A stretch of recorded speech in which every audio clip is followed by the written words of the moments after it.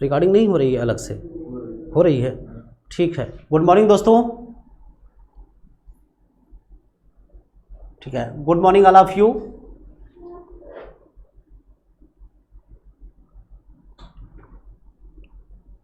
Pradeep Verma sir, colour effect आ रहा है, ठीक है, आप ठीक हो गया, थोड़ा सा सेटिंग में प्रॉब्लम थी। आपकी वीडियो जो अपलोड होने में टाइम लग रही थी, वो हो सकता है आज जल्दी हो जाए। आज से तो जो 10-12 घंटे या 15 घंटे लगता था, तो वो आपको क्लास ख़त्म होने के 1 घंटे 2 घंटे में ही मिल जाया करेगी, ठीक है। चलिए, कल की क्लास जो हुई उसमें किसी को कोई डाउट है? वो यूट्यूब पे क्लास हो गई है, तो जितना सर ने बताया था उतना आपको क्लियर हो गया होगा। उसके बावजूद भी मैं थोड़ा सा उस पर डिस्कस करना चाहूँगा, थोड़े से कुछ चीज़ें और भी क्लियर कर दें अगर किसी का कम है तो। एक इसमें पीडीएफ थी यार, इंपोर्ट करना था कल जो थी, कल एक पीडीएफ थी इसमें, पीडीएफ वो पड़ी तो होगी शायद,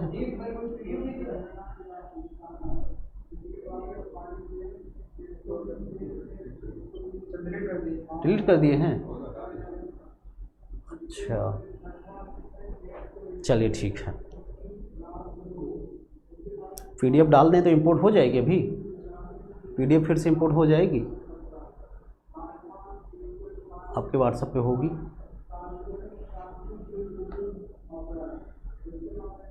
देखिए, एक कर लीजिए, एक चीज़ मैं बताना चाहूँगा आपको, आपके ऐप पर उसमें एक मटेरियल का ऑप्शन है, ऐप पर आप चले जाएंगे तो हमने एक पीडीएफ जो कल यहाँ दिख रही थी वो अपलोड कर दिया है, एक पीडीएफ आया है। हाँ, उस पीडीएफ में आपके आंसर जो आपको आ रहे हैं वो आप देख लें, नहीं तो मैं उस क्वेश्चन को करा रहा हूँ कि क्या वहाँ पर बताना है, क्या लिखना है, अगर ऐसे क्वेश्चंस आपसे पूछे जाते हैं तो।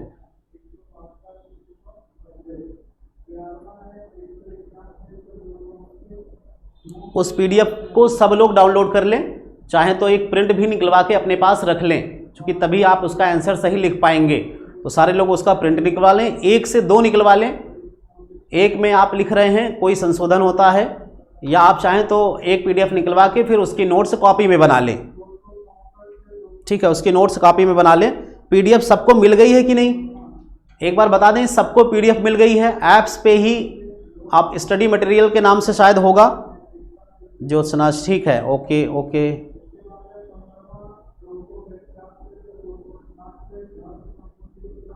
ठीक है, सबको मिल गया है। अगर किसी को नहीं मिला है तो आप ऐप्स में ही जो ऑप्शन है मटेरियल्स का, स्टडी मटेरियल होगा, उसमें मिल जाएगा, ठीक है। पीडीएफ सारे लोग डाउनलोड कर लेंगे। उसमें मैं कल के जो क्वेश्चन थे, बताइए कोई पॉइंट ऐसा था जो मिस हो गया हो, तो जो यूट्यूब के सारे बच्चे देख लिए हैं उनको जो बताया गया, मैं उसको थोड़ा सा और डीप में एक्सप्लेन कर दूं, थोड़ा और अच्छे से एक्सप्लेन कर दूं, आपकी चीज़ें क्लियर हो जाएं, एग्जैक्टली आप उसको बता पाओ, ठीक है। सर उसका आंसर वाला भी अपलोड कर दीजिए। आंसर मैं यही कराऊंगा, एक एक क्वेश्चन का आंसर मैं बोलूंगा, आपको उसको नोट करना है। तो आप एक बार वीडियो देख लेंगे, फिर उसको समझ लेंगे, फिर दोबारा आप देखेंगे तो क्वेश्चन के आंसर नोट करते जाएंगे। एक बार आप ऐसे ही देख लेंगे, दोबारा देखते समय आप उसके क्वेश्चन कॉपी में नोट कर लेंगे, ठीक है। मैं यही करा दूंगा सबके उसके आंसर, चूंकि कोई कहीं से है, कोई किस जिले से है, तो कुछ ऐसे क्वेश्चन हैं जिनके आंसर अलग अलग सबके होंगे, तो वो अपना क्वेश्चन अपना अपना सब लोग लिख लेंगे। जो कॉमन है, नेहा करें मुझे पीडीएफ नहीं आई है, ऐप्स पे ही जैसे आप लाइव क्लास पे जाते हैं, वीडियो पे जाते हैं, उसी में आगे थोड़ा सा आप स्लाइड को ले जाएंगे तो एक जगह आपको पीडीएफ मिल जाएगी, जहां पर वीडियो है, जहां पे लाइव क्लास है, उसी के आगे एक ऑप्शन और मिल जाएगा आपको, दूसरा या तीसरा उसी से आगे वहां पर मिल जाएगी। पीडीएफ क्लियर नहीं दिख रही है तो और जूम करें क्या, ठीक है।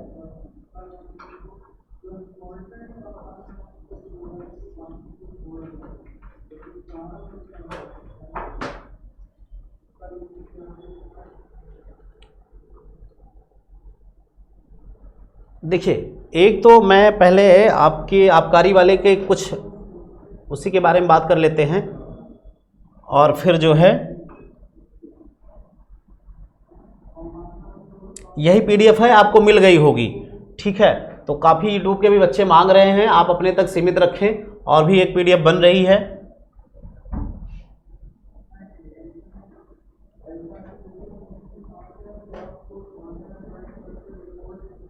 देखिए अब दिख रहा है संदीप जी,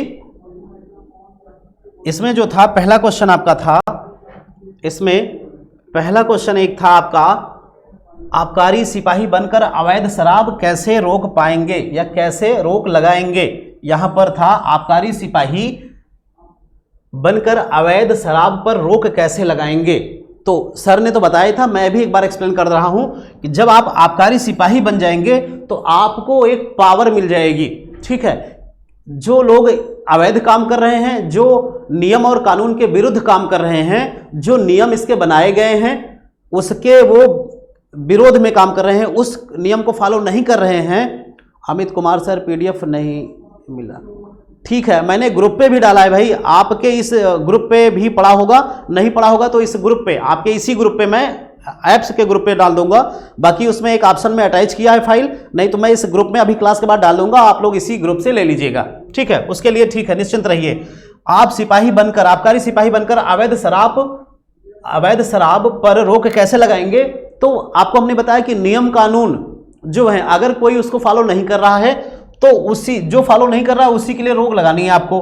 अवैध शराब, जो अवैध का मतलब क्या हो गया, जो नियम कानून को फॉलो ना कर रहे हो, जिनके पास लाइसेंस ना हो, जो मानक के अनुसार ना बना रहे हो। ठीक है, जो जितने भी मानक हैं आबकारी विभाग के, अगर उसमें से कोई भी रूल फॉलो नहीं किया जा रहा है तो वो अवैध के रूप में कहा जा सकता है। अवैध बिक्री की जा रही हो, अवैध बनाया जा रहा हो, सरकार को टैक्स ना मिल रहा हो, ठीक है, आपकी जानकारी में ना हो, उस पर जो लेबल होते हैं, जो क्यूआर कोड होता है, वो सारी चीजें ना हो, तो वो अवैध में आ जाएगा।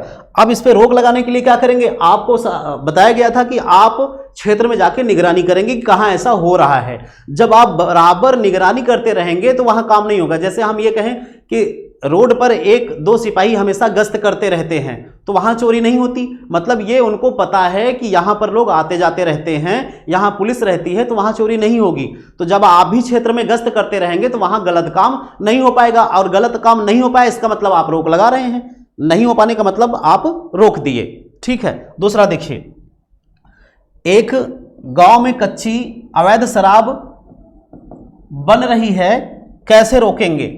तो अगर कच्ची शराब बन रही है तो आपके पास वहां पावर दी गई है, आपको बताया गया कि आपको जो पावर है सारी वो एक्साइज इंस्पेक्टर के थ्रू मिलेगी। मतलब ये कि आप अकेले कुछ नहीं करेंगे। अगर ऐसा हो रहा है तो सर ने बताया कि पहले आप एक्साइज इंस्पेक्टर को इन्फॉर्म करेंगे, आप उनके कहने पर अगर आपको टीम दी जाती है तो टीम के साथ, या वो आपके साथ खुद जाएंगे और वहां पर जो प्रक्रिया है, जो विभाग की प्रक्रिया है उसके द्वारा वो काम किया जाएगा और जो बन रही है उसको रोकेंगे। ठीक है, रोकने का मतलब उनको आप बताएंगे कि भाई एक बार हो सकता है कि केवल वार्निंग देकर छोड़ दिया जाए, दोबारा उनके खिलाफ कार्रवाई की जाए, अगर छोटे लेवल पे है तो। समझ में आ गया। तीसरा क्वेश्चन देखें, इधर था, इसको आप विभाग के बारे में अच्छे से पढ़ लें, विभाग से कोई भी क्वेश्चन आ जाएगा, इससे बाहर नहीं आएगा जितना बन गया है। गांव वाले आपको चारों ओर से घेर लिए हैं, आप क्या करेंगे। तो इसमें जैसा कि आपको पता है कि गांव में कोई व्यक्ति कभी घेरेगा नहीं, कब घेरेगा, जब लग रहा हो कि आप गलत हैं। क्योंकि गांव की बात नहीं, आप अगर वहां पर रेड मारने गए हैं, छापा मारते हैं, अगर आप छापा मारने गए हैं तो किसी एक घर, जैसे बार बार घर की बात क्यों हो रही, तो जो अवैध शराब बनती है वो किसी घर में बन रही है, दुकान में नहीं बन रही। तो कोई आदमी घर में ही बना रहा है, खेत में बना रहा है, कहीं पे छुपे हुई कोई एक स्थान पे बना रहा है, तो वहां जब आप जाएंगे तो ये करें कि गांव वाले घेर लिए हैं। जबकि अगर शराब बन रही है तो उसमें पूरा गांव संलिप्त नहीं होता है, क्योंकि गांव वाले भी जानते हैं कि ये नुकसान है, ये गवर्नमेंट का भी नुकसान है, और ऐसे भी कोई पिएगा तो ये मानक के अनुसार नहीं है और ये नुकसानदेह ही है। ठीक है, सबको पता है गांव में, तो गांव वाले इस काम को वैसे विरोध नहीं करेंगे। अगर आप जाते हैं छापा मारने तो वो आपकी बल्कि मदद भी कर सकते हैं, और ऐसा हर सिपाही एक कर लेता है कि प्राइवेट भी उस गांव में जो उसका क्षेत्र होता है एक रख लेता है, जिससे उसको सूचनाएं मिलती रहती हैं। तो गांव वाले अगर आपको घेर लेते हैं तो आप क्या करेंगे, आप अपनी बात को उस समय क्या करेंगे, अपनी बात को उनको आसानी से समझा देंगे कि आपके हित में काम हो रहा है, आपके खिलाफ नहीं हो रहा है। जो लोग गलत तरीके से काम कर रहे हैं हम उनके विरुद्ध आए हैं, आपके विरुद्ध नहीं आए हैं। बात क्लियर हो गई। तीसरा, चुनावी माहौल में अवैध शराब कैसे रोक पाएंगे? तो इसमें बताया गया था कि शायद उन्होंने बताया था कि 5 पौवा बता रहे थे वो, यानी 200 ml के 5 पीस जो है वो रख सकता है कोई एक आदमी, और एक देसी वाले का भी कुछ लिमिट था 1 लीटर तक शायद। तो इस तरह से जो उनकी क्राइटेरिया है, जो निर्धारित किया गया कि इतनी शराब आप खरीद के अपने घर में रख सकते हैं, स्टोर कर सकते हैं। तो आप क्या कैसे रोकेंगे? आप घर घर की जांच कर लें भाई। अगर चुनाव के समय की बात है तो आप जांच करेंगे, जहां आपको संभावना है कि यहां इकट्ठी की जा रही है, यहां स्टोर की जा रही है और वितरण के लिए या किसी और चुनाव में जो है गलत यूज के लिए, तो आपको जहां से इंफॉर्मेशन मिल पाए आप उस पर छापा मार सकते हैं कि उनके पास अगर निर्धारित मात्रा से ज्यादा मिलता है तो आप उनके खिलाफ कार्रवाई करेंगे, और निर्धारित मात्रा तक रहेगी इसका मतलब वो गलत उपयोग नहीं हो रहा है। तो कहा गया अवैध शराब को कैसे रोकेंगे? तो निर्धारित मात्रा इसकी आप चेक कर लेंगे, हर जगह निर्धारित मात्रा में ही रहेगा तो अवैध शराब आ ही नहीं पाएगी। और निर्धारित मात्रा चेक करते समय आपको मिल जाएगा कि ये ब्रांड है कि नहीं है, सरकार द्वारा ऑथराइज्ड है कि नहीं, ये लाइसेंस वाला है कि नहीं, कोई ऐसी तो नहीं है जो बिना लाइसेंस वाली हो, या फिर आप कह सकते हैं कि जो बिना मानक के बनी हो, जिनके पास जो है वो जो मानक हैं वो पूरे नहीं किए गए हैं, QR कोड नहीं है। इन सारी चीजों को वो देख लेंगे जब आप चेक करेंगे कि यहां पर मात्रा कितनी है। जो मात्रा निर्धारित है उससे ज्यादा होगी तो उनके खिलाफ वैसे कार्रवाई होगी। शराब माफिया पर कैसे रोक लगाएंगे? शराब माफिया का मतलब ही है जो अवैध शराब बना रहे हैं। शराब माफिया का मतलब क्या है? जो अवैध शराब बराबर बना रहे हैं, ठीक है, उन पे रोक लगाना है तो आप टीम के साथ जाएंगे, छापा मारेंगे, और जो आपको संविधान द्वारा जो पावर मिली है उसका उपयोग करेंगे और इनके खिलाफ कार्रवाई करेंगे। इसी तरह से रोक लग जाएगी। ठीक है, कोई क्वेश्चन आपका डाउट होगा तो बताइएगा।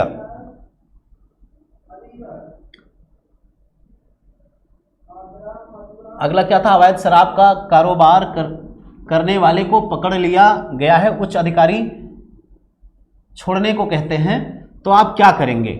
उच्च अधिकारी का मतलब ऐसा नहीं कि आपके पास एक ही अधिकारी होंगे। हाँ ठीक है, कपिल चौधरी कह रहे हैं कि 5 क्वार्टर और 2 बोतल रख सकते हैं। ठीक है, उन्होंने जो बताया था आप वीडियो रिपीट कर लेंगे, वो जो मात्रा है वो आपको पता होनी चाहिए कि इतनी रख सकते हैं। अगर इससे ज्यादा रखेंगे तो वो अवैध में आ जाएगा। ठीक है, वो अवैध में आ जाएगा क्योंकि वो स्टॉक ज्यादा कर रहा है, जो इसकी लिमिटेशन है उसको पार कर रहा है, तो वो उसको ब्लैक कर सकता है, अधिक मात्रा में बेच सकता है, गलत उपयोग कर सकता है, वो उसमें आ जाएगा। तो यहां पर उच्चाधिकारी की बात हो रही है। तो अगर आपने पकड़ा है तो पहली बात तो आप पकड़े हैं तो इसका मतलब आप एक्साइज इंस्पेक्टर के निर्देश पे गए होंगे, तभी आप पकड़ेंगे। उन्होंने बताया कि आप कोई काम पर्सनल तौर पे नहीं करेंगे, एक्साइज इंस्पेक्टर के निर्देश पे करेंगे, तो उनको तो जानकारी होगी। किसी और उच्चाधिकारी ने कह दिया कि छोड़ दो, तो आपको छोड़ने का हक ही नहीं है। सारी पावर जो है एक्साइज इंस्पेक्टर को होगी, आप उनको रिपोर्ट कर देंगे। अगर आप तक बात आती है तो आप उनको रिपोर्ट करेंगे। उसकी जिम्मेदारी यानी कि उसका डिसीजन लेने का काम छोड़ना है कि पकड़ना है वो एक्साइज इंस्पेक्टर का होगा, आपका नहीं। ठीक है, आबकारी विभाग का लोगो मोटो क्या है? तो उन्होंने बताया था क्या? राजस्व अर्जन, मतलब ज्यादा से ज्यादा राजस्व यहां पे इकट्ठा करना। और ये कितना था? लगभग 30 से 35% बता रहे थे कि 30 से 35% राजस्व जो है केवल आबकारी विभाग से आता है, केवल आबकारी विभाग से आता है। आबकारी राजस्व बढ़ाने के लिए क्या करेंगे भाई? राजस्व तभी बढ़ेगा जब गलत तरीके से काम जो हो रहे हैं उनको रोक लगाई जाए, जो सही तरीके से हो रहा है वो प्रॉपर वे में सारे हों। अगर हर एक बोतल जो कंपनी से निकली है गवर्नमेंट की नज़र में होगी तो एक्साइज ड्यूटी मिलेगी, उसका जो टैक्स है वो गवर्नमेंट को मिलेगा, तो राजस्व बढ़ेगा ही। जो गलत तरीके से बना रहे हैं, जिसका टैक्स सरकार को नहीं मिल रहा है, जो नुकसान करने वाली है जनता को, वो सारी चीज़ें रुकी जाएंगी। उनको केवल रोकना है, आपको उन पर निगरानी रखनी है कि ये सब चीज़ें मार्केट में ना आ पाए, लोग उसका उपयोग ना कर पाए, ऑटोमेटिक आपका राजस्व बढ़ेगा ही। नई आबकारी नीति के बारे में उन्होंने बताया था, नीति आप देख लेंगे, उसमें जो बताया था आप रिपीट कर लेंगे। शराब पीने से हुई मृत्यु पर विभाग को उत्तरदायी बनाया जा सकता है कि नहीं? बिल्कुल बनाया जा सकता है। विभाग का ही कार्य है कि जो शराब है मानक के अनुसार हो, जो बिक रही है शराब वो मानक के अनुसार है कि नहीं, उसका लाइसेंस है कि नहीं, वो जो क्वालिटी होती है, जो उसके मात्रा अल्कोहल की, पानी की है, वो है कि नहीं है उतनी। अगर कोई क्राइटेरिया पूरा नहीं कर रहा है तो वो अवैध होगी। और उससे अगर उससे मृत्यु होती है अगर ये मृत्यु चाहे अवैध शराब से हो या जो लीगल है उससे भी होगी, तब भी उत्तरदायी तो इनका होगा। भाई अगर शराब से होती है तो उत्तरदायी इनका होगा, क्योंकि अवैध को रोकने की जिम्मेदारी इनकी है, और जो अवैध नहीं है तो वो नुकसान क्यों कर रही है, अगर कर रही है तो संबंधित के खिलाफ कार्रवाई होगी। ठीक है,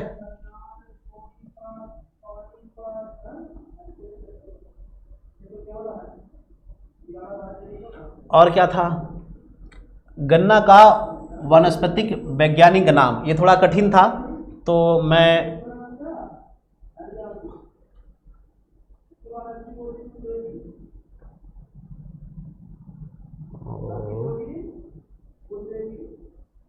देखिए गन्ने का रासायनिक नाम और गन्ने से थोड़ा सा संबंधित चीज ये थी, इसको आप थोड़ा सा देख लें। दिख रहा है सबको? ठीक, ये हमने गन्ना लिख रखा है, ये जो है गन्ना है, गन्ना को शुगर केन कहते हैं। इसका वानस्पतिक नाम जो है सैकरम, कल सर ने बताया था, सैकरम और ऑफिसिनेरम, ऑफिसिनेरम ये जो है इसका वैज्ञानिक नाम है। इसको आप रट लीजिए 2-4 बार, ठीक है, थोड़ा सा टफ वर्ड है, सैकरम ऑफिसिनेरम। ठीक है, ये जो है गन्ने का नाम है, और इसके साथ में आप ये भी जानेंगे कि गन्ना उत्पादन में जो आपका राज्य है वो किस लेवल पे है। तो आपको सबको पता है कि उत्तर प्रदेश में सबसे अधिक इसका उत्पादन होता है इंडिया में, और इंडिया का जो नंबर है वो 2 नंबर पे है, ब्राजील पहले नंबर पर है, यहां लिखा होगा। तो विश्व की एक प्रमुख नकदी फसल है जिससे चीनी, गुड़ आदि का निर्माण होता है। चीनी गुड़ के साथ में आपको पता है कि यहाँ पर शराब भी बनेगी, अल्कोहल भी बनेगी। गन्ने का उत्पादन सबसे ज्यादा ब्राजील में होता है और भारत इसमें दूसरे नंबर पर है। और उत्तर प्रदेश, भारत में अगर जो है उत्तर प्रदेश की बात आएगी तो जो आपका उत्तर प्रदेश है उसका स्थान पहला है। ठीक है, तो यहाँ भारी मात्रा में गन्ना हो रहा है, इसका मतलब यहाँ भारी मात्रा में शराब भी बनाई जा सकती है या बनाई जा रही होगी। गन्ने की खेती बड़ी संख्या में लोगों को रोजगार देती है। ठीक है, इतना इसका नाम था, जो सैकरम ऑफिसिनेरम। ठीक है, ये आप रट लेंगे इसको। और जो क्वेश्चन थे आपके, देखिए अगला क्वेश्चन क्या था आपका, आबकारी सिपाही क्या अकेले छापा मार सकता है। तो इस तरह के क्वेश्चन आपको बताया गया कि क्या आप अकेले छापा, तो अकेले आप कुछ नहीं कर सकते, अकेले आप केवल विजिट कर सकते हैं, अकेले आप केवल विजिट कर सकते हैं, मतलब आप क्षेत्र में घूम करके मुखबिरी कर सकते हैं, वहां की सूचना ले सकते हैं, वो संबंधित सूचना आप एक्साइज इंस्पेक्टर को देंगे अपने। मतलब ये कि आप अकेले छापा नहीं मारते। क्या मार सकते हैं, लिखा है क्या छापा मारते हैं, तो नहीं, यहां पर क्या है, क्या आप अकेले छापा मारने में समर्थ हैं, तो ये भी आंसर नहीं होगा। केवल आपको छापा मारने के लिए अकेले नहीं भेजा जाएगा, क्योंकि जब काम थोड़ा बड़े लेवल पे होता है तो कम से कम टीम जाती है और टीम आपकी निर्धारित होती है, तो अकेले आपको नहीं भेजा जाएगा। किस पद के लिए इंटरव्यू देने आए हैं, आबकारी सिपाही का पद है आपका। आबकारी कांस्टेबल क्या है, देखिए इसको थोड़ा समझिए। आबकारी कांस्टेबल क्या है, तो ये एक राज्य सरकार द्वारा जो वैकेंसी की गई है, तो ये एक सरकारी पद है। ये आबकारी विभाग में एक सबसे निम्न स्तर का भी आप पद कह सकते हैं, कर्मचारियों में ये निम्न स्तर का पद है। ये कांस्टेबल ये कह सकते हैं कि यहीं से जो आपका फील्ड में काम हो रहा है, आपके थ्रू ही यहां से सारा काम परफॉर्म किया जा रहा है, आप ही इसके बेस हैं, आप ही इसके बेस होंगे। ठीक है, तो आबकारी कांस्टेबल क्या है, ये एक सरकारी पद है ना, आप आबकारी विभाग का एक ये पद है। इसके बारे में और इसका कार्य जोड़ लेंगे कि ये पद है और इनका ये कार्य है। कार्य आपको पता है कि जो अवैध तरीके से शराब बन रही है उनको छापा मारना, और जो गलत काम हो रहे हैं उनको रोकना। गलत काम का मतलब इससे संबंधित, नशीले पदार्थों से संबंधित। एक्साइज आबकारी, आबकारी को बताया, आबकारी क्या है, तो आबकारी को उन्होंने बताया था कि जहां शराब बनती है, जहां शराब चूती है, उसको आबकारी कहा जाता है। जहां पर बनती है उस जगह पर जो शराब बन रही है उस चीज को हम क्या कहते हैं, आबकारी। इस सेवा का गठन के बारे में शायद 1910 बताया था उन्होंने। ठीक है, आप वीडियो को 1-2 बार पढ़ लेंगे, सारी चीजें आपको क्लियर हो जाएगी, देख लेंगे, कोई डाउट नहीं रहेगा। आबकारी कांस्टेबल बनने के लिए कौन से गुण होने चाहिए, तो आबकारी कांस्टेबल बनने के लिए जो योग्यता होनी चाहिए वो 12th की है। आयोग ने बताया है कि 12th लेवल पे है तो योग्यता होनी चाहिए। फिर इसमें जो रिटन और फिजिकल और इंटरव्यू ये जो है आप पास करके आए होंगे तो ये योग्य होंगे।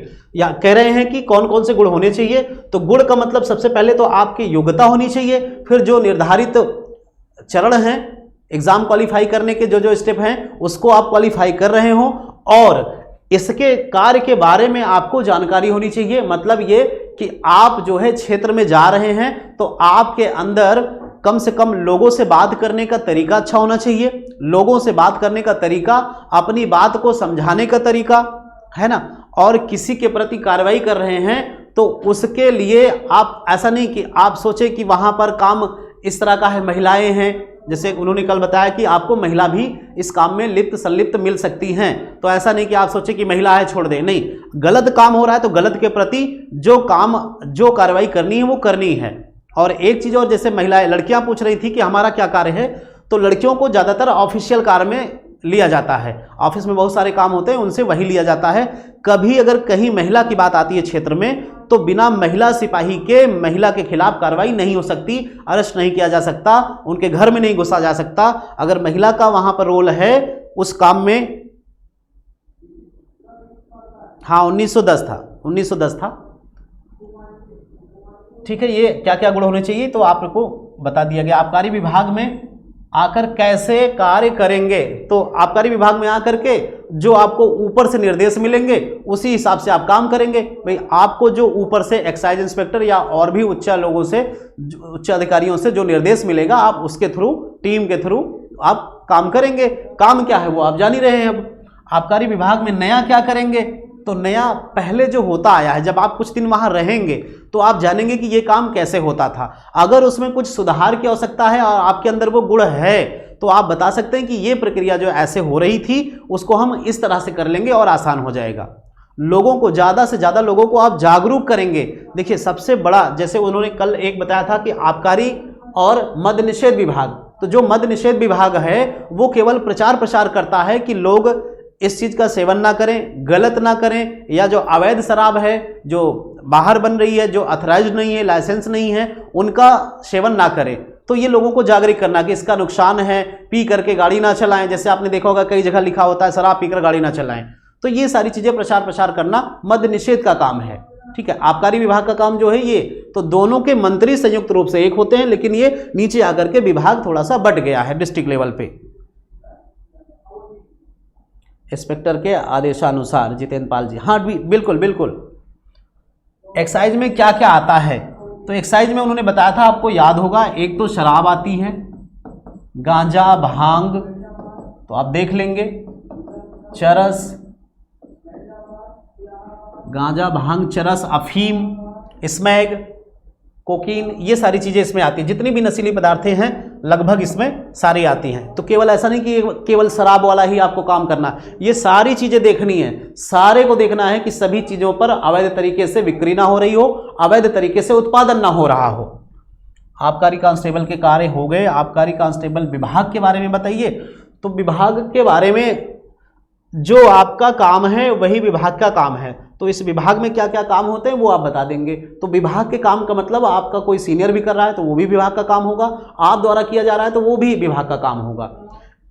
आबकारी कांस्टेबल में केवल अपना बताएंगे, विभाग वाले में कोई सीनियर का भी काम है तो वो भी आप बताएंगे कि सीनियर किस लेवल पर। जैसे आपका काम तो अपने क्षेत्र का हो गया, सीनियर कोई जिले लेवल पर, कोई क्षेत्र लेवल पर, या फिर कोई जो सचिव होंगे, मुख्य सचिव होंगे, पूरे यूपी का देख रहे हैं, तो ये उनकी जिम्मेदारियां हैं, वो पूरा विभाग में आएगा। आबकारी कांस्टेबल विभाग का पद सोपान, तो उन्होंने बताया था पहला आपका सिपाही का है, उसके बाद हेड कांस्टेबल बनेंगे कांस्टेबल से, फिर आप सब इंस्पेक्टर बनेंगे और उसके बाद इंस्पेक्टर बनेंगे। और फिर उन्होंने बताया था कुछ आयुक्त होते हैं, आयुक्त यानी कमिश्नर जिसे कहते हैं, तो एडिशनल कमिश्नर और भी एक दो कमिश्नर, फिर उसके ऊपर एक आयुक्त होते हैं मंडल लेवल पर। ठीक है, मंडल लेवल पर। अगर जिले तक की बात की जाएगी तो आप आयुक्त बताएंगे, कमिश्नर बताएंगे कि ये बड़ा अधिकारी, जिले लेवल तक के बड़े अधिकारी होते हैं। और सबसे निम्न स्तर के अधिकारी जो एक्साइज कांस्टेबल होते हैं वो ये होते हैं। छोटे अधिकारी सबसे इस विभाग के जो होंगे वो एक्साइज इंस्पेक्टर होंगे। आप कर्मचारी में आएंगे, आप सिपाही हैं, आप अधिकारी नहीं हैं, तो अपने आप को नहीं बताएंगे हम सबसे छोटे हैं। अच्छा, ये अगला नीचे लिखा है ये वही क्वेश्चन, तो ये आपका क्वेश्चन लिखा है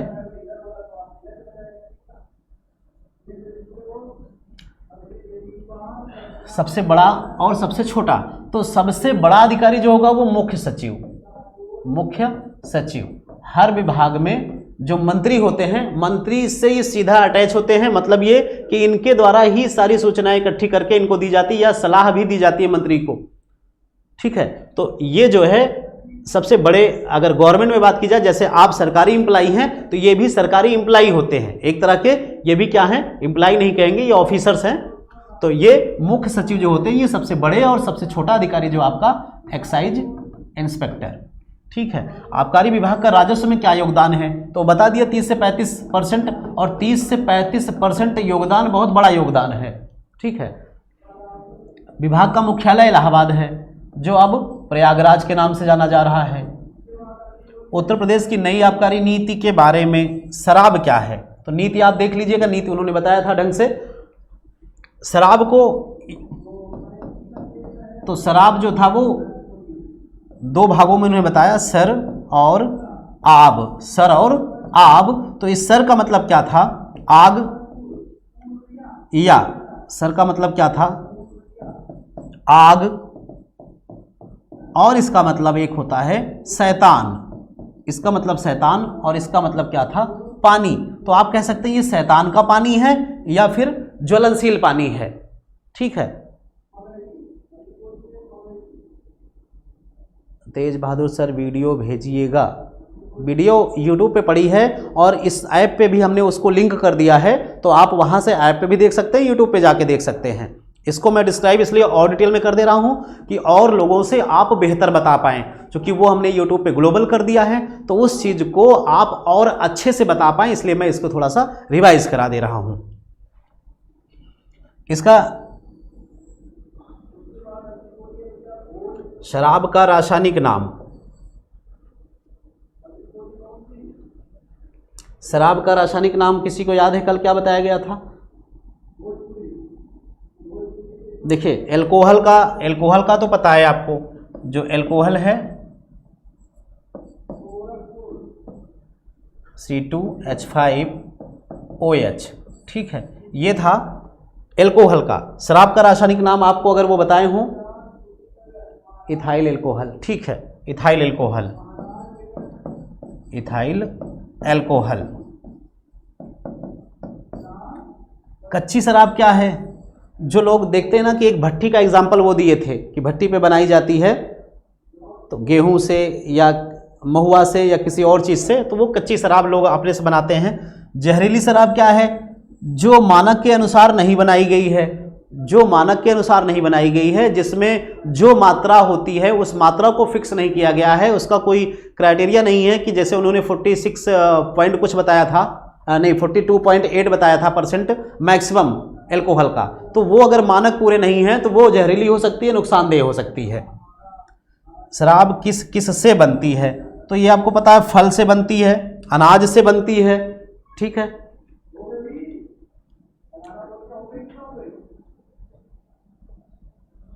और क्या रह गया था?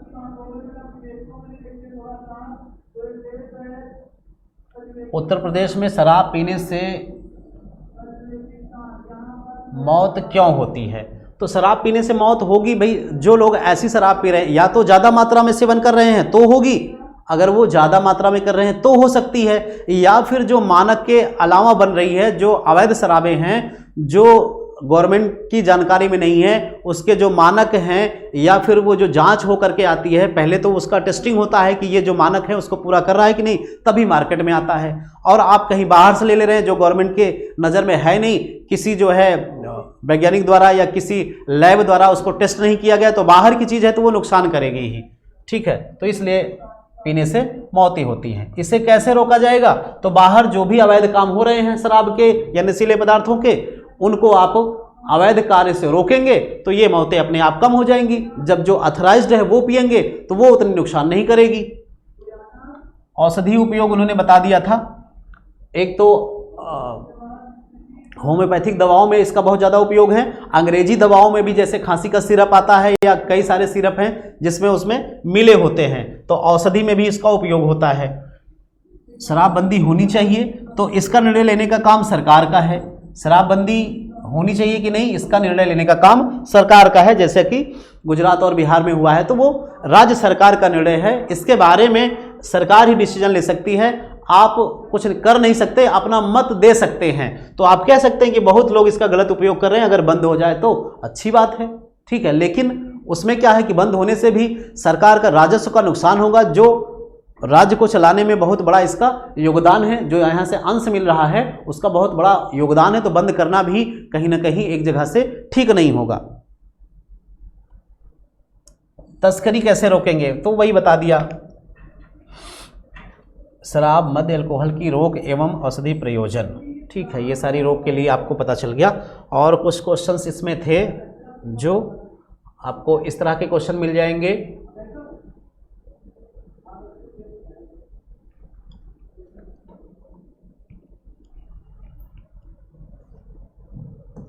देखिए ये सारे क्वेश्चन आपको मिलेंगे उसमें पीडीएफ में।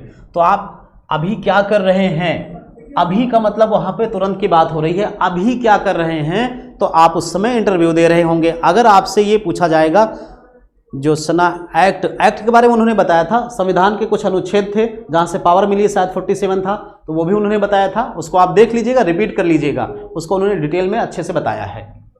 अभी क्या कर रहे हैं, तो आप उस समय अगर ये पूछा जाएगा तो आप इंटरव्यू दे रहे हैं, आप आबकारी सिपाही के पद के लिए इंटरव्यू दे रहे हैं, ठीक है।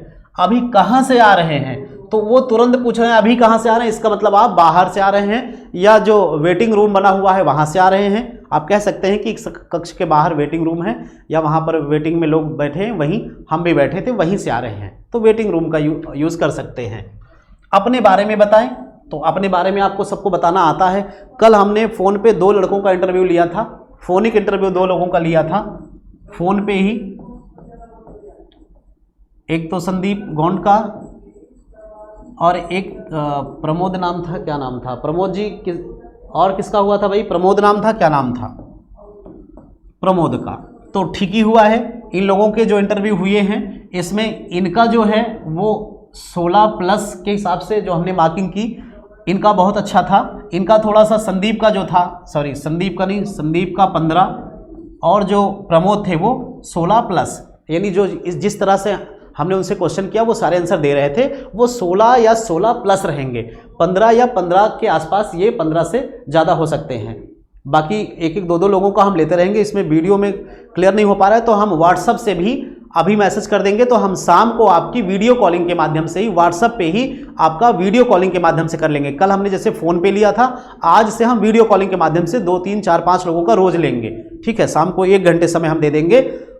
अभी नाम का लिस्ट हमने एक बार डाला था, अंकुर का, मेघना का और जिनका जिनका, वो 5 लोग प्रिपेयर कर लें। शाम को मैं 6 या 7 बजे के बाद आपको कॉल करूंगा, आप खुद वीडियो कॉल, आप कॉल कर लेंगे हमें 5 जिनके नाम हैं, फिर मैं वीडियो कॉल करके उनसे इंटरव्यू ले लूंगा, ठीक है। तो दिखेगा भी कि आपका क्या चेहरे का एक्सप्रेशन है उस समय, कैसे आप बोल रहे हैं, वो सारी चीज़ें हम देख भी पाएंगे और आप भी उसको फिर बाद में चाहें तो किसी को कह सकते हैं।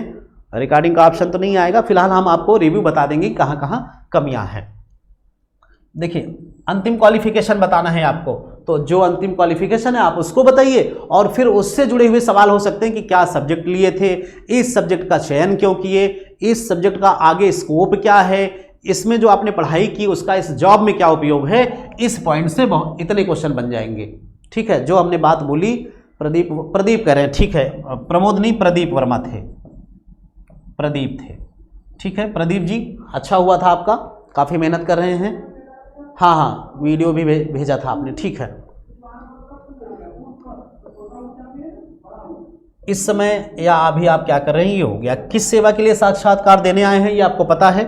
सेवा के लिए कहा जाएगा तो आबकारी सिपाही 2016 के लिए देने आए हैं। और आबकारी सिपाही क्या होता है ये आपको उसमें बता ही दिया हमने। आबकारी सिपाही क्या होता है, इस सेवा के लिए कब से तैयारी कर रहे हैं, तो 16 की वैकेंसी है तो आप कम से कम 15 बताएंगे, ठीक है। 16 की वैकेंसी है तो आप तैयारी इसकी पहले से ही कर रहे थे, क्योंकि नोटिफिकेशन वगैरह पेपर में या सूचना से मिल ही जाता है कि वैकेंसी आने वाली है, तो आप 1 साल 1.5 साल पहले, आप 2 साल बता सकते हैं कि तब से तैयारी कर रहे हैं। चयन नहीं हुआ तो क्या करेंगे, अगर चयन नहीं हुआ तो आप और मेहनत करेंगे, मतलब आप अपने अंदर खोजेंगे कि कहाँ कमी रह गई, किस चीज़ की तैयारी में कमी रहेगी, किस पॉइंट पे हमारा वीकनेस है, उन सारी चीज़ों को आप जज करेंगे अपने अंदर, और उसके हिसाब से अगली जो तैयारी होगी, अगली जो परीक्षा होगी, उन सब कमियों को दूर करते हुए आप देंगे और उसमें क्वालिफाई करेंगे। आपका चयन इस सेवा में क्यों किया जाए? तो आपका चयन इस सेवा में क्यों किया जाए? पहली बात तो आपके वो योग्यता है, मतलब ये कि इंटरमीडिएट मांगा गया तो वो आपके पास योग्यता है, इससे हायर भी योग्यता होगी तब भी आपको कि जो मांगा गया वो योग्यता है। दूसरा, जो इसमें परीक्षा पास करने की जो क्राइटेरिया थे तो वो आप स्टेप बाय स्टेप पास भी करके आए हैं। पहला स्टेप आपने एग्जाम रिटन निकाला, जो रिटन एग्जाम था वो आपने निकाला, दूसरा आपने फिजिकल निकाला, ठीक है, और इसको पास करने के बाद आपको इंटरव्यू में कॉल किया गया है और इसकी भी आप अच्छे से तैयारी करके आए हैं और आपको ये पूर्ण विश्वास है कि ये भी आपका अच्छा जाएगा। और अब 3 चीजें हो गई, तीसरी चीज आपको जॉब प्रोफाइल के बारे में ऐड करना है।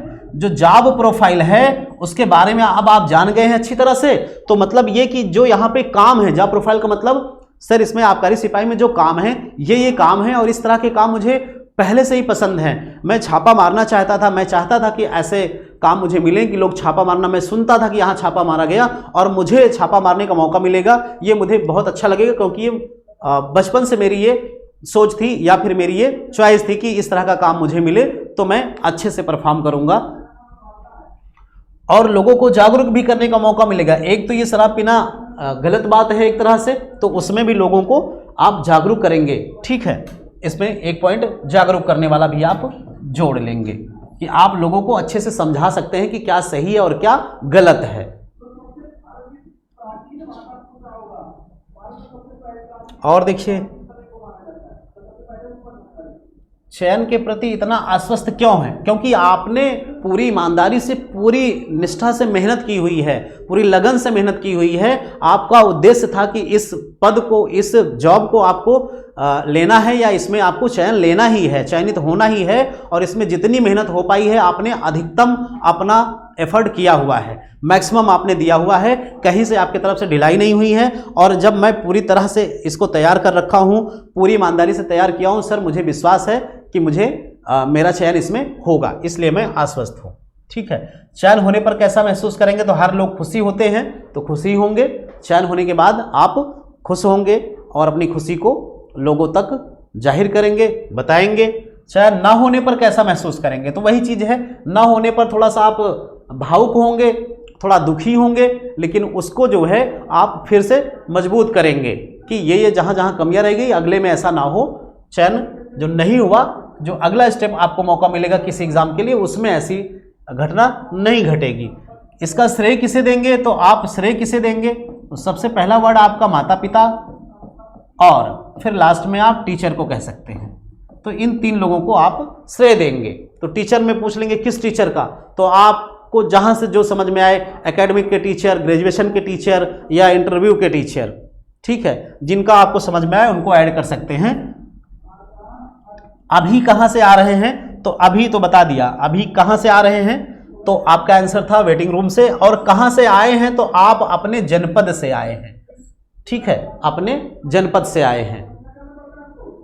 आते समय रास्ते में क्या क्या देखा? तो जो चीज आपने देखा होगा, जैसे अभी जूनियर असिस्टेंट में एक क्वेश्चन पूछा गया कि लखनऊ से दिल्ली की दूरी क्या है, और बीच में 2-3 जगह बताइए जो आपने देखा हो। तो आते समय आप जहां से आए, जैसे आप इलाहाबाद से अगर लखनऊ जा रहे हैं तो इसके बीच में चीजें देख लें। जैसे कि अगर आप इलाहाबाद से अगर आप लखनऊ गए, भाई लखनऊ जाने के लिए इलाहाबाद से प्रतापगढ़, प्रतापगढ़ से रायबरेली, रायबरेली से लखनऊ, तो 5 जिलों का आपने भ्रमण किया और कितनों की सरहद पार की। तो इलाहाबाद के बाद प्रतापगढ़, फिर रायबरेली, ये 2 सरहद पार करने के बाद आप लखनऊ पहुंचे हैं। तो 2 सरहद पार किया और 5 जिलों का भ्रमण हो गया, ठीक है। तो ऐसे ही कितने जिलों की सीमा को आप टच करते हुए आए हैं? तो सीमा टच किया किसकी? इलाहाबाद की, फिर प्रतापगढ़ की और फिर रायबरेली की, ठीक है। यहाँ पे सीमा में आ जाएगा, इलाहाबाद की सीमा यहाँ लास्ट में आपने टच की और वही इलाहाबाद के बाद प्रतापगढ़ की हो जाएगी, फिर यहाँ से 2 सीमा हो जाएंगी आपकी। तो कितने जिलों का भ्रमण कर लिया आपने, कितने जिलों से होकर आए हैं, तो जितने जिले होंगे सारे गिन लेंगे, और सीमा आएगी तो जो बीच की सीमाएं होंगी वो आएंगी कि कितने जिले की सीमा को आपने पार किया। तो इसको ध्यान दीजिएगा कि वो क्या पूछ रहे हैं। तो रास्ते में जो चीज़ भी आप देखेंगे उसको थोड़ा सा माइंड कर लेंगे कि ये चीज़ अगर अच्छी है तो बताने लायक। आप बराबर आते जाते रहे होंगे तो ऐसा नहीं उसी दिन ही देख लें, आप पहले से भी आपको पता होगा कि इसके बीच में ये पड़ता है तो हम बता सकते हैं।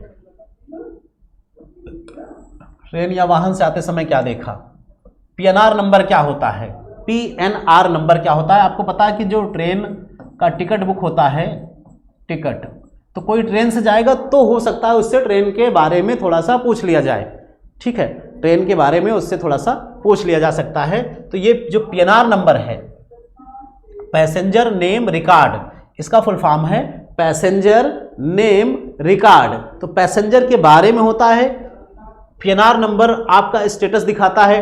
टिकट के बारे में पूछ लिया जाएगा तो टिकट में क्या होता है, आपका नाम होता है, पीएनआर नंबर होता है, गाड़ी नंबर होता है, कहां से गाड़ी चलेगी, कहां गाड़ी जाएगी, मतलब ये कि कहां से आप बैठ रहे हैं और कहां आपको उतरना है, और उसके बीच में कितनी दूरी है, और कुछ हेल्पलाइन नंबर्स, ये बेसिक जानकारियां उसमें लिखी होती हैं। ठीक है, देख लें जल्दी से इसको। कितने जिलों की सीमाओं को पार किए हैं। आज आप बहुत खुश हैं, क्यों?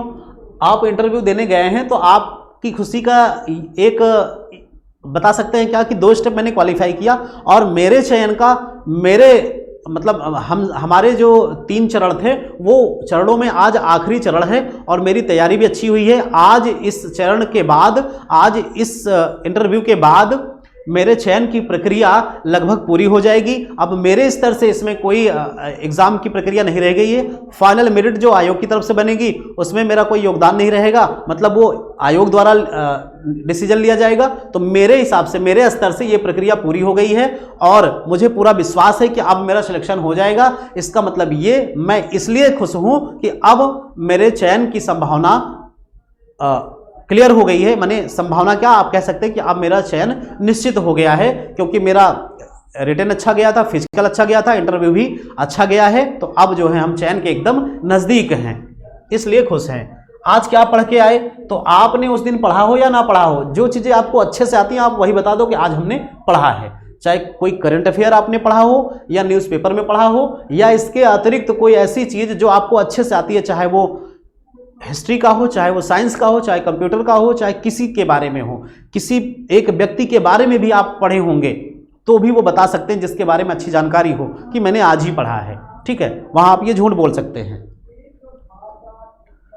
आते वक्त क्या सोच रहे थे, तो आते वक्त आप क्या सोचेंगे कि आपका इंटरव्यू अच्छा चला जाए, है ना, आपका इंटरव्यू इतना अच्छा जाए, आपसे जो क्वेश्चन पूछे जाएं आप उसका अच्छे से जवाब दे पाएं, ताकि आपका सिलेक्शन हो जाए।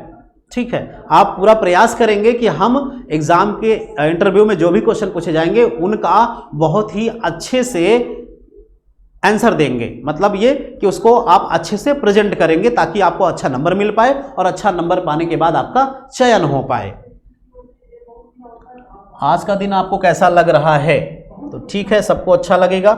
इंटरव्यू देने जा रहे हैं तो आज के दिन के बारे में आपने कुछ सोचा होगा, तो इसके बारे में सोचना क्या है, आप जैसे आज से ही सोच रहे होंगे कि जिस दिन मेरा इंटरव्यू होगा, आप पहले से तैयारी करेंगे, कैसे जाना है, कैसे आना है, कैसे इंटरव्यू होगा, एक नया एक्सपीरियंस मिलेगा, पहली बार इंटरव्यू दिए हैं, तो ये आपके लिए सौभाग्य की बात है कि भाई जिस आयोग की आप परीक्षा दे रहे हैं, अब तो आगे इंटरव्यू सी में होना भी नहीं है, तो जो आपकी मंदिर है जहां से आपका सिलेक्शन होना है, एक तरह से आयोग आपके लिए क्या है, वो मंदिर है। उस मंदिर का दर्शन आपको मिला किसके, इंटरव्यू के माध्यम से। तो आप ये कह सकते हैं कि सर आयोग तक आने का सौभाग्य प्राप्त हुआ, आपसे आप जैसे सीनियर से कुछ बातचीत हुई, ये मुझे बहुत अच्छा लगा। ठीक है, ये सारी चीज़ें आप बता सकते हैं। रोज़ के दिन और आज के दिन में क्या अंतर है, तो रोज़ के दिन आप केवल तैयारी करते थे, आज उस तैयारी को प्रेजेंट करने का मौका है, आज उस तैयारी को आपको रिप्रेजेंट करने का मौका मिला है, अवसर मिला है। आज के दिन कोई विशेष बात हो तो आप बता सकते हैं, जैसे कुछ आपने देखा, कुछ ऐसा घटा आने जाने में, या किसी से ऐसे मिल लिए आप, तो ये सारी चीजें आप बता सकते हैं। आयोग का प्रतीक हमने बताया था यूपी का ही है, लोगो मोटो जो होगा कि लोगो और मोटो, लोगो तो बता दिया, मोटो क्या है इसका भाई, जो वैकेंसी कराई जा रही वो फ्रेश वैकेंसी हो, किसी भी तरह की कोई गलत वो ना हो, है ना, कोई ऐसे व्यक्ति इसमें शामिल ना हो जो गलत तरीके से सिलेक्शन में मदद कर रहे हो किसी की या गलत तरीका अपना रहे हो। तो इनका उद्देश्य है साफ सुथरी वैकेंसी कराने का। आयोग का पता आपको पता है ना, आयोग का पता हमने बताया था, तृतीय तल पिकअप भवन। इसकी बैटरी लो हो रही है कैमरे की। प्रदीप वर्मा अपना नंबर सेंड करो भाई। आयोग का पता हमने बताया था, तृतीय तल पिकअप भवन, विभूति खंड, गोमती नगर, लखनऊ। तो ये पता आपको पता होना चाहिए, क्योंकि अपने घर से आप जहां जा रहे हैं उसके बारे में आपको पता होना चाहिए, तो पता आपको रटा होना चाहिए। अधीनस्थ आयोग की स्थापना 1999। आयोग के पहले अध्यक्ष सीवी पाल, आयोग के वर्तमान अध्यक्ष प्रवीर कुमार। किसके बोर्ड में इंटरव्यू दे रहे हैं, तो आपका जो बोर्ड है यूपी SSSC, इसका फुल फॉर्म आप बता देंगे, ठीक है। और अगर कुछ क्वेश्चन रह जाते हैं जो PDF में आपको नहीं मिल पाता है आंसर, तो आप लिख लेंगे, और कुछ रह जाते हैं तो आपको हम व्हाट्सअप कर देंगे, या फिर ज़्यादातर क्वेश्चन के आंसर आपको खुद ही मिल जाएंगे। ऐसे क्वेश्चंस हैं जिनको हमने चर्चा किया है शुरुआत में, पहले वीडियोज़ में हमने किया है, या कुछ क्वेश्चन होंगे जो डिस्क्राइब करने लायक होंगे, बताने लायक होंगे, तो कल के वीडियो में हम कर देंगे, ठीक है। अभी कुछ पॉइंट्स थे फिजिक्स के, जैसा कि हमने बताया था आपको, अब आज वो हो नहीं पाएगा, आज वो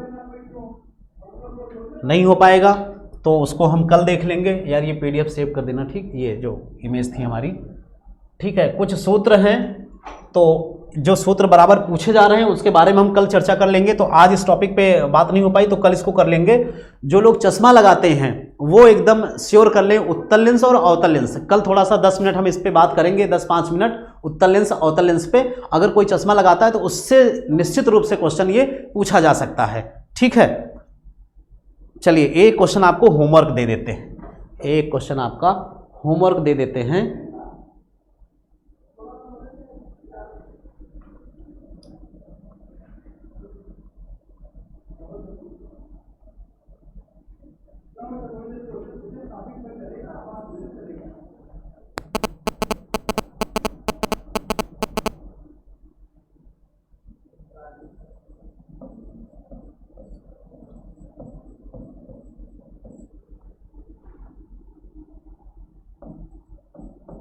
एक क्वेश्चन है, क्या आप इसी पद के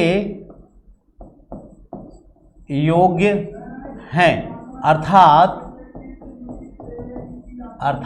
क्या आप और बड़े पदों के लिए तैयारी नहीं की, या एग्ज़ाम नहीं दिए, या कोई एग्ज़ाम नहीं दिए। तो इसका आंसर आपको क्या लिखना है, क्या आप इसी पद के योग्य हैं, क्या आप इसी पद के योग्य हैं। इसका मतलब ये कि इसी पद के योग्य हैं, आप कोई हायर लेवल की तैयारी क्या नहीं कर रहे थे, और क्या आपको हायर लेवल की तैयारी नहीं कर रहे थे, या कोई बड़े पद के लिए आपने तैयारी नहीं की, अगर किया तो कौन सा एग्जाम दिया, और नहीं दिया तो क्यों नहीं, आगे आप क्यों नहीं सोचे। तो इसका जवाब होना चाहिए कि क्या आप और बड़ी तैयारी नहीं कर सकते थे, इसी पद के लिए आप तैयारी कर रहे थे। कोई कह देगा 7 साल से तैयारी कर रहे हैं, तो 7 साल की तैयारी में क्या आपके पास यही पद रह गया था, और कोई पद आपके पास नहीं था, कई सारे वैकेंसियां निकलती हैं, है ना। तो क्या आपका उद्देश्य ही यही था, या फिर इसमें हो जा रहा है, आप 2 स्टेप में क्वालिफाई कर गए इसलिए इसमें आना चाह रहे हैं। तो इसका एक परफेक्ट जवाब लिखिएगा, ठीक है। चलिए आज की क्लास ओवर करते हैं, मिलते हैं कल आपसे।